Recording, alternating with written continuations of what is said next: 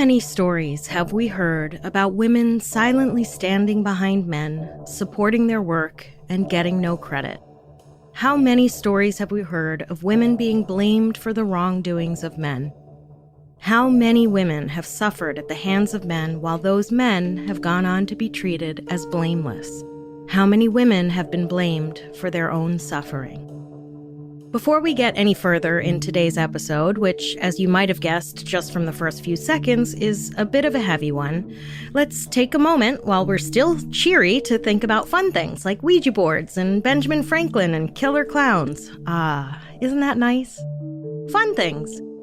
You can hear strange stories about all those and more over on our Patreon, where we are releasing 3 additional bonus episodes every month, plus ad-free weekly episodes. Available today at patreon.com/strange and unexplained. And now, welcome to Strange and Unexplained with me, Daisy Egan. I'm a non-binary woman who is just standing here trying to get a man to take responsibility for the dishes. Or anything, really. Just kidding. Kurt is one of the good ones. I can go to sleep every night knowing I am supported and most likely will not be unalived for anything I am doing to raise awareness of injustice in this world. I wish I could say the same was true for everyone, but strangers, we know after so many episodes of this podcast that it does not always work that way. It is always a tragedy when someone is murdered. For the loved ones left behind, the who, how, and why is critical to find any semblance of closure. But when the victim is a well-known figure, especially one with any kind of political ties, the who, how, and why are a matter not only of justice, but of socio-political significance. Because of this, even if the murderer is known without a shadow of a doubt, a pall of suspicion will be cast over the whole situation, and before you can say Chappaquiddick, the plot is lost.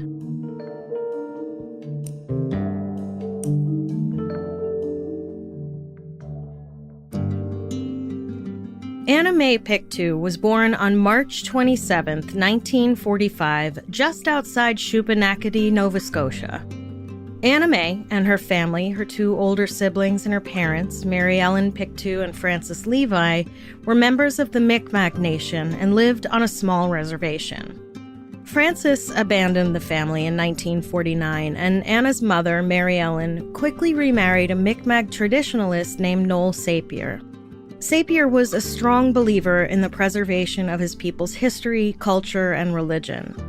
He moved the family to another Mi'kmaq reservation, and though the family was poor, Anna Mae gained an appreciation for and an understanding of her culture and history.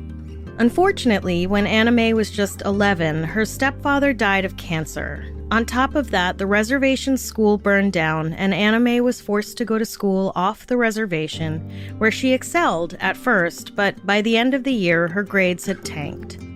By all reports, the white kids at her new school were fucking awful to Anna Mae, and the adults weren't much better. According to historian Joanna Brand's 1978 book, The Life and Death of Anna Mae Aquash, quote, "The schoolyard taunts and racial slurs against lazy, drunken Indians were a shocking forewarning to the life awaiting them, and the Indian children were usually blamed for the resulting fights. As she reached adolescence, Anna Mae's response to this conflict was increasingly silence and withdrawal," end quote. And then, in her first year of high school, in the winter of 1961, Anna Mae came home from school one day to discover her mother had packed up her bags and left. Anna Mae's eldest sister, Rebecca, who was expecting her own child, took on the responsibility of her 3 younger siblings as well, and they, along with her husband, all lived on $36 a week. According to Brand, quote, "There was porridge for breakfast and only one other meal. Anna Mae made herself as useful as possible, rising at 2 a.m. and 6 a.m. to feed Rebecca's infant son, showering the baby with attention and affection," end quote.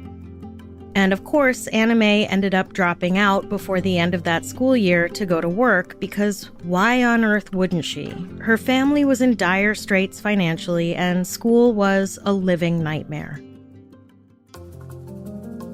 During her work as a seasonal harvester, she met and fell in love with Jake Maloney, who was also a member of the Mi'kmaq Nation. The couple decided to move to Boston in 1965 when Anna Mae was 17. In Boston, Anna Mae got to work in a factory, soon married Jake in a ceremony in New Brunswick, Canada, and the couple had 2 daughters, Denise and Deborah. According to the 2003 book Indigenous American Women by Devin Mihasua, quote, Anna Mae was not satisfied with her life as a suburbanite, although she enjoyed learning karate, which her husband later taught.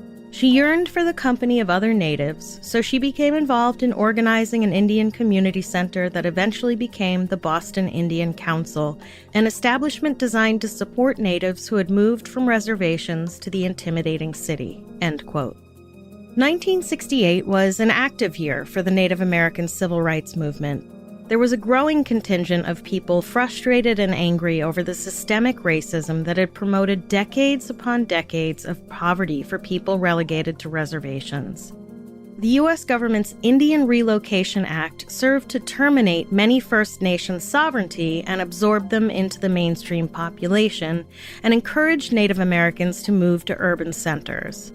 In response to the Indian Relocation Act, an activist group called the American Indian Movement, formed by Native American activists Dennis Banks and Russell Means, began coalescing. As the website NMOpedia explains it, quote, AIM's rise occurred during a time of extreme hardship for Native Americans in the Twin Cities. A decade later, the federal government had passed the Indian Relocation Act, which promised good jobs and housing for natives who moved from reservations into cities.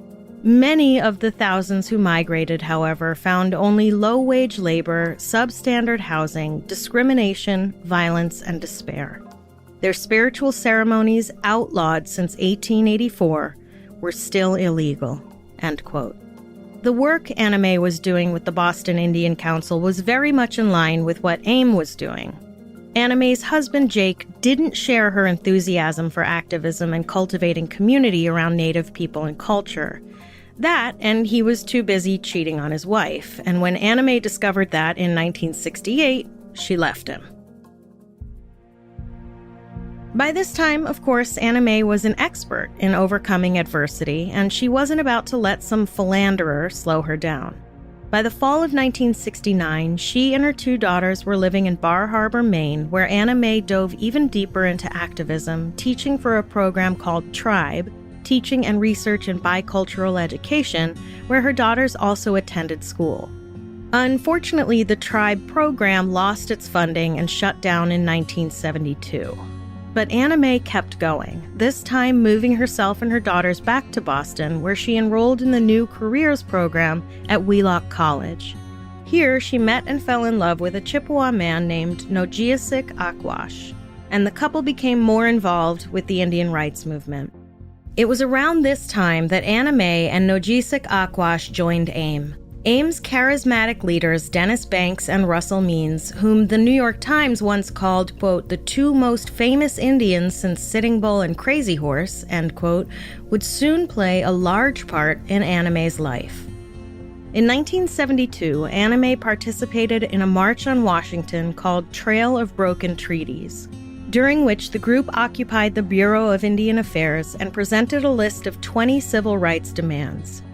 A 2014 piece in the New York Times described it this way, quote, the traveling band of militants had forcibly taken over the Bureau of Indian Affairs headquarters in Washington to demand, among other things, the return of valuable federal land to indigenous tribes.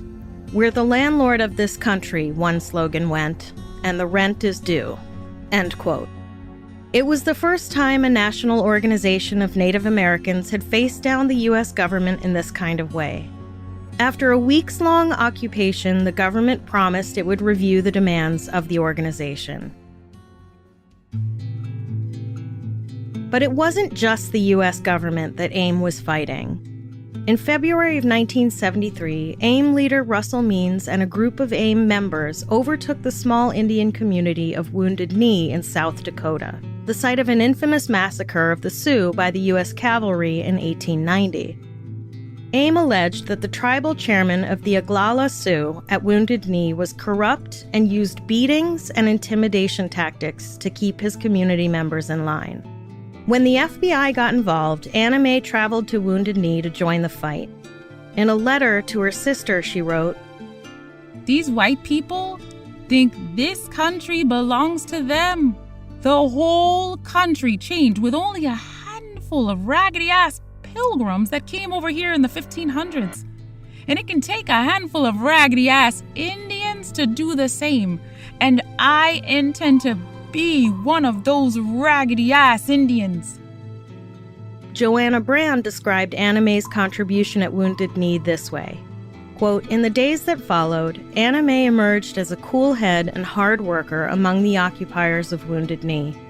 During the heavy volleys of government gunfire that riddled the village and the makeshift accommodations of the occupiers, Anna Mae impressed others with her ability to keep calm and retain a sense of humor.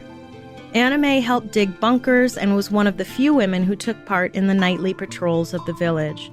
She considered herself a female warrior and did not hesitate to take on work usually done by the men," end quote. In April, during the standoff with the FBI, Anna Mae and Mae Aquash were married in a traditional Lakota ceremony. The couple left Wounded Knee before the standoff was over. By the end of the ordeal, which was considered a moral victory for AIM and the Indian rights movement, 2 people were dead, 12 were wounded, and 1,200 were arrested. But Anna Mae and her new husband only faced minor charges. Anna Mae's involvement with AIM coincided with the FBI's growing interest in putting an end to the group. The incident at Wounded Knee put AIM at the top of the FBI's list of oppressed people who the FBI believed needed to be reminded of their place. Brand wrote, quote, "The success at Wounded Knee made AIM a target for attack, particularly by the FBI, which in the wake of Wounded Knee increased its efforts to disrupt AIM, discredit its leaders, and strike fear into its supporters. Like other civil rights organizations that fought vigorously for equality and justice, AIM became a prime target for the United States Secret Police," end quote. But Anna Mae's star in the organization was rising, and she was on track to be a national AIM leader. In 1974, she moved her family to Minnesota to work at the AIM offices there. Within a year, she helped lead a takeover of an abandoned Catholic monastery, quote, "in protest of the termination of their federal Indian status," end quote, according to the blog First Nations Issues of Consequence. And even though the takeover ended peacefully, it landed Anna Mae squarely in the FBI's field of vision.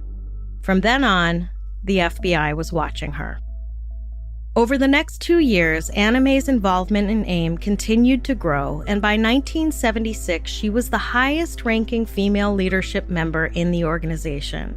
But soon, her rising star would have a tragic fall.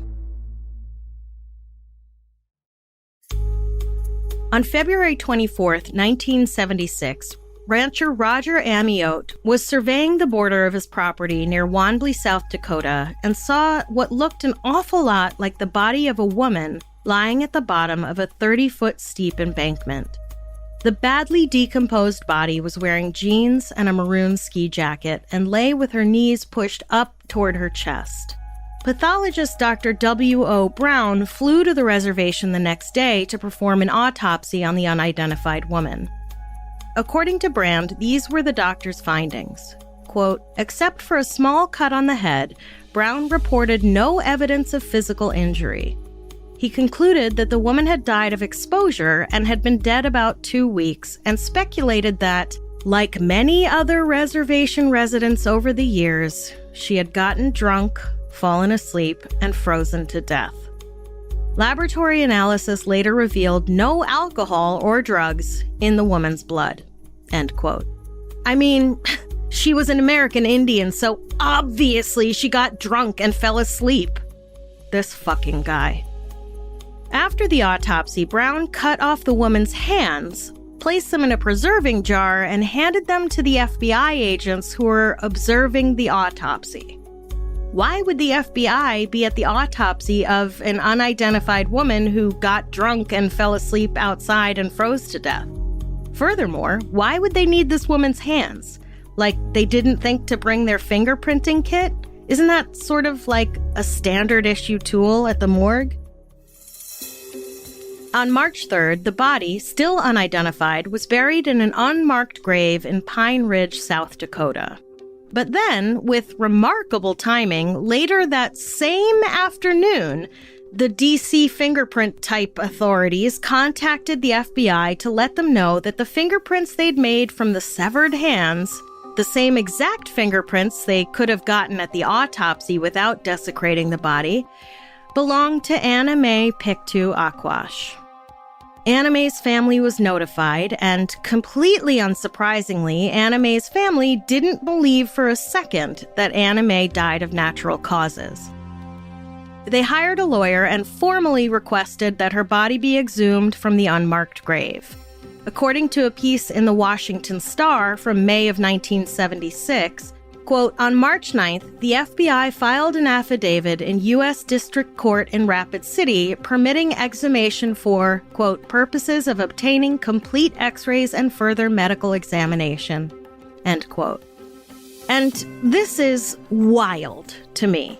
One would think that upon learning the identity of someone they buried in an unmarked grave and whose family is still alive would preclude a whole legal rigmarole. You'd think the FBI would be like, oops, our bad, and ask where they wanted the body shipped. Along with the hands, for fuck's sake.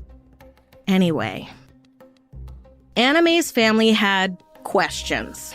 How did she really die? Who was responsible? And why was she in South Dakota?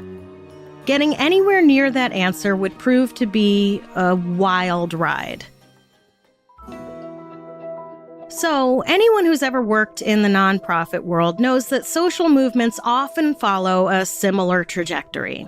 A few people who are passionate about a cause get together and start affecting change at a grassroots level, and the movement begins to grow and attract more people, and before you know it, there's a board, an org chart, and tote bags. Soon there's things like fundraising galas, and people start hobnobbing with politicians. Then there's infighting, and one day you turn around and the founding members have been ousted, and there's a whole new team of leadership that looks a lot different and is usually from a different tax bracket than the communities they are supposedly trying to help. That is, of course, if your organization doesn't come off as a threat to the government, in which case, instead of fundraisers and tote bags, you get FBI informants and moles sowing seeds of distrust within the organization until it eats itself. By 1975, Anna Mae was clashing with AIM leaders. In a 2011 piece in the Graduate History Review called Slaying the Sun Woman, historian, professor, and writer Brian Rindfleisch wrote, quote, whereas the AIM leadership concentrated on political issues of sovereignty, treaty rights, and reparations, Anna Mae Aquash felt that other, more pressing issues deserved attention, including rampant poverty, poor health conditions, and lack of medical treatment, along with high rates of drug, alcohol, spousal, and child abuse. Many in AIM, and most particularly the female membership, were supportive of Aquash's grassroots undertakings and viewed her efforts as a positive strike against the hurdles of machismo, or sexism, that pervaded the organization, end quote. Margot Thunderbird, who wrote speeches for AIM and worked with Anna Mae in the movement, told the New York Times, we were doing what Indian women did for thousands of years, which was stand behind the men and prop them up. We wanted to present an image, and angry Indian man was better than angry Indian woman. Anna Mae and I said to each other, do we want to be the ones to get in their way? The men were showtime. Some in the organization resented Anna Mae's growing importance in the group and the movement. As she tried to reconcile her desire for grassroots activism with the more mainstream goals of leadership, pretty soon there were, as Rindfleisch wrote, quote, internal jealousies and leadership divisions, end quote. In the inimitable words of Mrs. Potts, it's a tale as old as time. Anna Mae didn't exactly help herself in terms of popularity, however, when she started having an affair with AIM leader Dennis Banks, who was already in a common-law marriage with another woman in the organization. So, on June 25th of 75, FBI agents Jack Kohler and Ronald Williams entered Jumping Bull Ranch on the same reservation as Wounded Knee with the intent of arresting a man who was wanted for burglary. Leonard Peltier, a high-level leader of AIM at the time, was camping on the ranch. A shootout between the FBI agents and residents of the ranch ensued, though no one has ever claimed to know who fired the first shot. One member of AIM was killed, and both FBI agents were wounded in the shootout. Then, the two agents were executed by point-blank shots to the head. Peltier, along with Darrell Dean Butler and Robert Robideau, two other AIM members, were charged with the murder of the agents. Then, less than 2 months later, the FBI conducted yet another raid on another reservation in South Dakota. 100 agents poured into the reservation before dawn, catching Dean Butler and Anna Mae, who they charged with federal firearm and explosives violations. The following month, October of 1975, a small group of AIM members attempted to flee their warrants. Among them were Dennis Banks, Leonard Peltier, and Anna Mae. The group made their way to Los Angeles, where none other than actor Marlon Brando lent them a motorhome and $10,000 to make their getaway. On November 14th, the FBI had been tipped off by an informant and caught up with the group in Oregon. A state trooper pulled the RV over, finding it full not only of wanted people, but guns and explosives. The trooper ordered the group out of the motorhome, at which point Peltier took off on foot toward the woods. He was shot in the back, but still managed to escape. According to the New York Times, quote, he would later be captured, convicted, and sentenced to life in prison, despite the efforts of celebrities and human rights activists who claimed that he didn't receive a fair trial, end quote. Banks used the commotion of Peltier fleeing to hit the gas and take off in the RV, leaving the rest behind, including Anna Mae, who was arrested and returned to South Dakota, where she was then charged with skipping out on her hearing for her original charges of weapons violations. She was released from jail, but was supposed to stick around to receive indictments on the charges from the shootout at Jumping Bull, to which she essentially said, "Fuck that noise," and skipped town again on November 25th. Anna Mae spent the next 3 months laying low and traveling from one safe house to the next, trying to stay ahead of the feds. Officially, no one saw her after November 25th until she was found dead 3 months later. As Anna Mae's family began to learn all this through their investigation after her death, tensions escalated. As Brian Reinfleisch put it, quote, the Aquash murder served as a flashpoint for escalating tensions between AIM and the FBI. Dennis Banks, Russell Means, Clyde and Vernon Bellecourt, and other male activists publicly declared that an FBI conspiracy had led to Aquash's death. For the AIM leadership, her slaying epitomized the Pine Ridge Reservation's so-called reign of terror between 1973 and 1976, a period during which 57 Native people turned up dead, alleged murders that AIM blamed on the FBI and the Pine Ridge tribal government, end quote. Those in the activist community, especially during the tumultuous civil rights era, believed the FBI would make a murder happen one way or another in order to sow fear as a destabilizing tactic.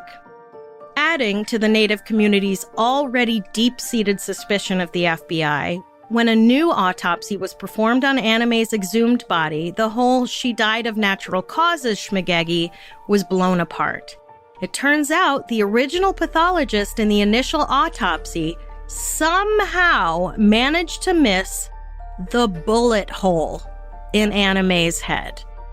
Listen, I'm no autopsier, but that seems like something they teach on day one of autopsy school, no? When trying to determine the cause of death, make sure to check for bullet holes. Months went by, and the investigation into Anna Mae's murder stalled out, in part due to the Native community's understandable reticence to talk to authorities.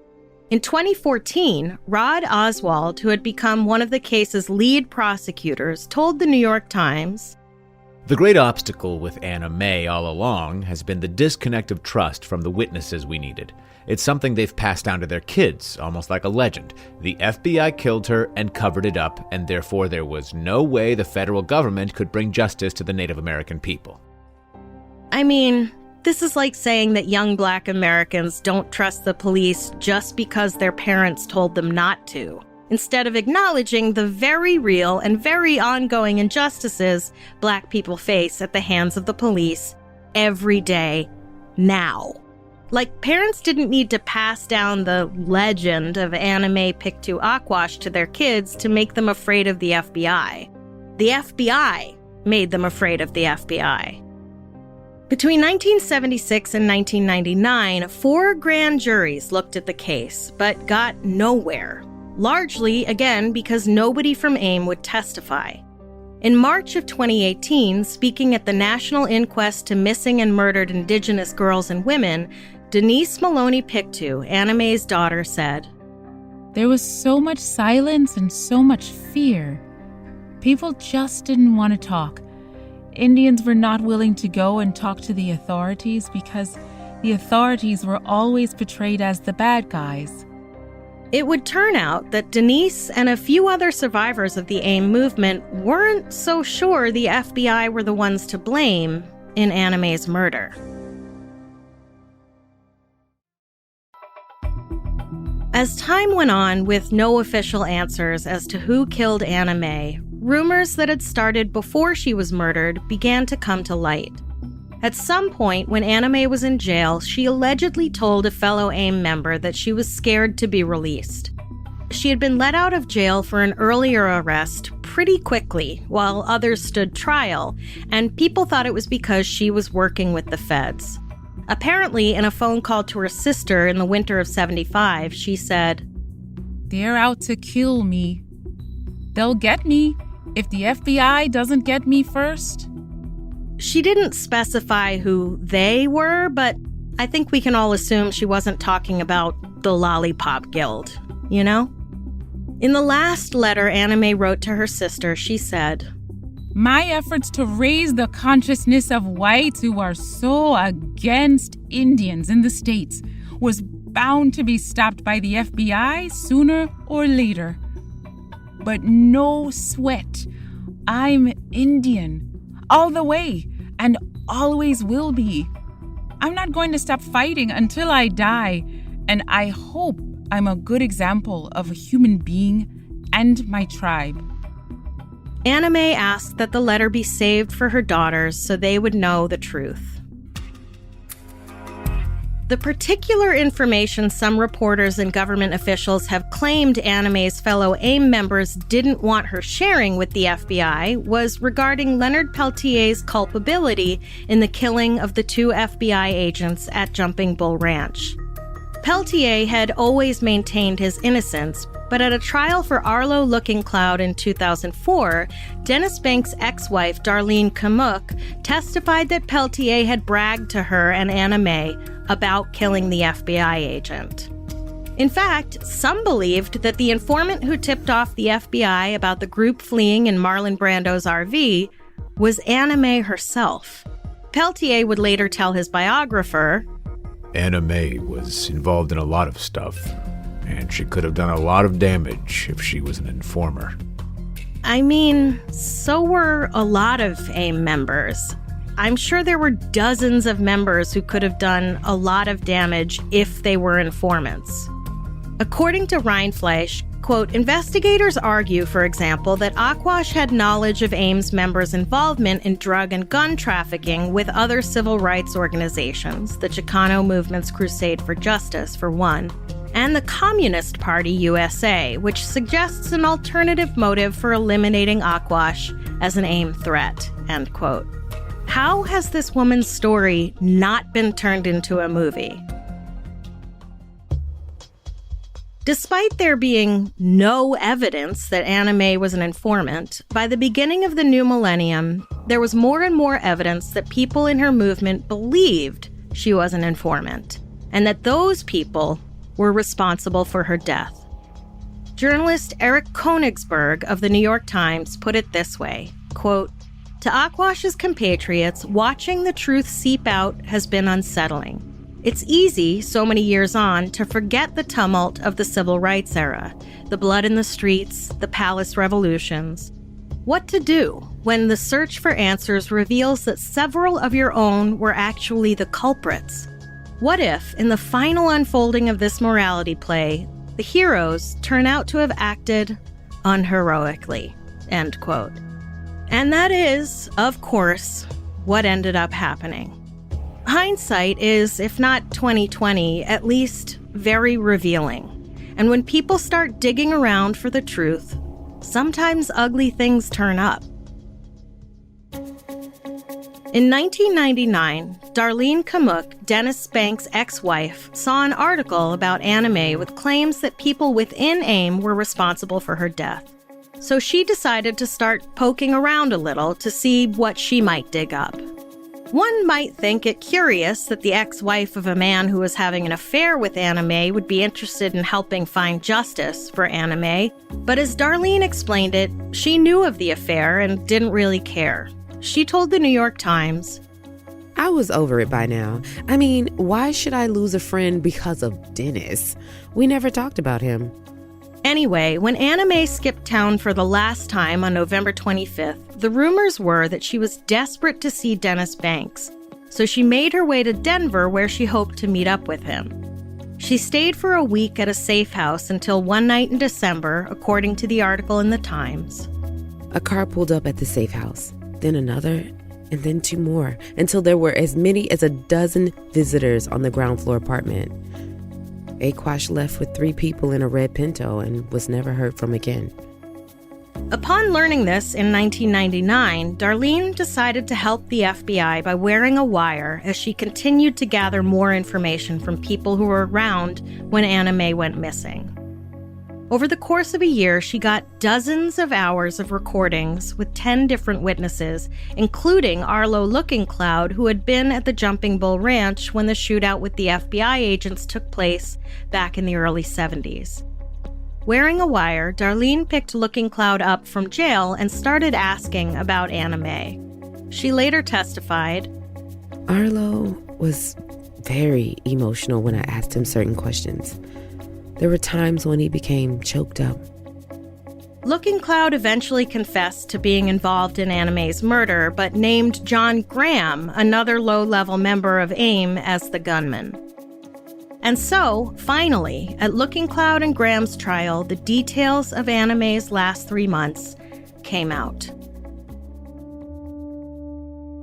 On December 10th, 1975, while Anna Mae was staying at the safe house in Denver, AIM member Angie Janis got a call from Thelma Rios, another AIM member, to spread the word that Anna Mae was an FBI informant. Janis went to the safe house and passed the information on to members Theda Nelson Clark and/or John Boy Patton Graham, who, with the help of Looking Cloud, tied Anna up, loaded her into the back of Clark's red Pinto, and transported her to Rapid City, South Dakota, where she was held captive for a few days and questioned about her involvement with the FBI. Prosecutors also alleged that Graham raped Anna Mae during this time. And then, according to a piece in the Vancouver Sun from 2010, quote, finally, one morning at sunrise, prosecutors say the 3 AIM enforcers, Graham plus Americans Arlo Looking Cloud and Theda Clark, drove Anna Mae Pictou Aquash to the edge of a ravine on the reservation. Aquash begged to go free, say prosecution documents. She was crying and praying for her kids and begging them not to do this. Looking Cloud and Graham marched Aquash up a hill, and Graham shot her at the top of a cliff. Her body was either thrown or it tumbled to the bottom. End quote. Theda Nelson Clark wasn't tried for Anna Mae's murder, not because it wasn't clear that she was involved, but because by the time these allegations came to light, she was 87 and living in a nursing home. She died in 2011. And while Graham, Looking Cloud, and Clark may have been guilty of physically murdering Anna Mae, prosecutors were certain they were acting on orders from higher up. These were low-level members who likely wouldn't have had the motive or permission to murder the highest-ranking female leader of the organization. In 2014, New York Times reporter Eric Konigsberg paid a visit to Dennis Banks, who was 74 years old. Banks denied being involved in Anna Mae's murder, but added, "I don't know if I would participate in some sort of getting rid of the person, but I would say, take care of this or take the guy out, and I don't want to see him again." I mean, listen, call it what you want, but giving thinly veiled and vague orders that clearly mean kill them is definitely participating in getting rid of the person. Banks believed that ultimately, whether she was an informant or not, the FBI intentionally stirred the pot within the organization to sow fear and distrust, and that was what put Anna Mae in the ground. He said, "However these people got put up to putting the bullet in Annie Mae, I already know all I need to. The government set the stage for anybody in the movement to think that Anna Mae was a Fed when the judge let her out of jail for the last time in Pierre. There are no secrets and questions left. If there's a burning house, no one gives an order to put out the fire. Someone just goes and does it. It was people who fell into an idea." And while there is no actual evidence that Anna Mae ever cooperated with the feds, there is plenty of evidence that the feds went around spreading rumors about members being informants, not just with AIM, but within several civil rights organizations, in a practice called snitch jacketing, in order to create what some have called a vortex of paranoia. Indeed, immediately after Anna Mae's death, 3 AIM members confessed to being FBI agents who infiltrated the group. According to Brian Reinfleisch, quote, "In this climate of mistrust and with her insider knowledge of AIM's activities, Aquash ultimately became a target of the leadership's paranoia. Contemporary investigators argue that the AIM leadership was convinced of Aquash's role as an informant and that their suspicion and paranoia ultimately led to her assassination," end quote. Anna Mae's daughter Denise was 11 when her mother was murdered. She never bought the story that her mother was killed by the FBI. She believes her mother was murdered because of the pervasive violence and mistreatment of women in her community. At the national inquest, she testified, "My mother is a testament to what we deal with today in our communities, with the level of violence and domestic abuse, and with the premise that, above all costs, you have to protect the brotherhood. This goes against our traditional upbringings."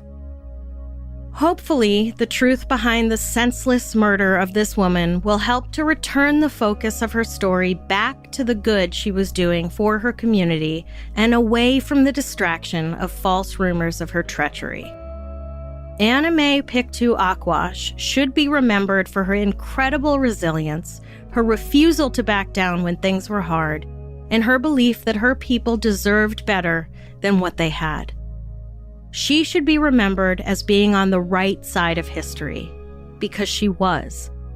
May her legacy be treated with more respect than she was, in life or in death.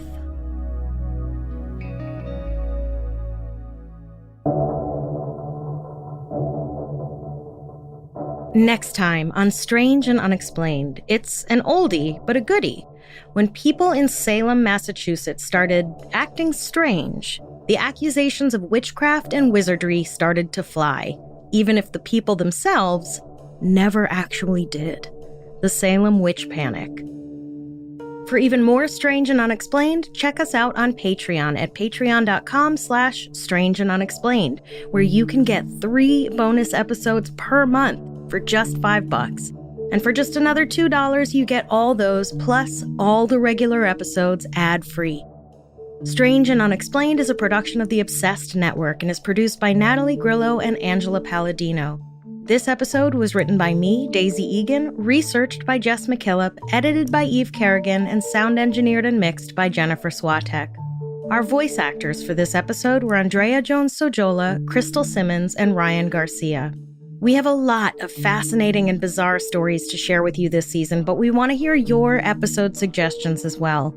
If you have something you'd like us to cover, whether it's a well-known case or something that happened in your town that the world hasn't heard about yet, head over to our website, strangeandunexplainedpod.com, and fill out the contact form. You can find us on social media at SNUpod on Instagram, and join the Strange and Unexplained Facebook page to join in the conversation. If you like our show, please do help us out by giving us a 5-star rating and a glowing review wherever you listen to podcasts. If you don't like the show, feel free to give a 1-star and a scathing review. The name of the podcast is Get Off My Lawn Podcast with Gavin McInnes.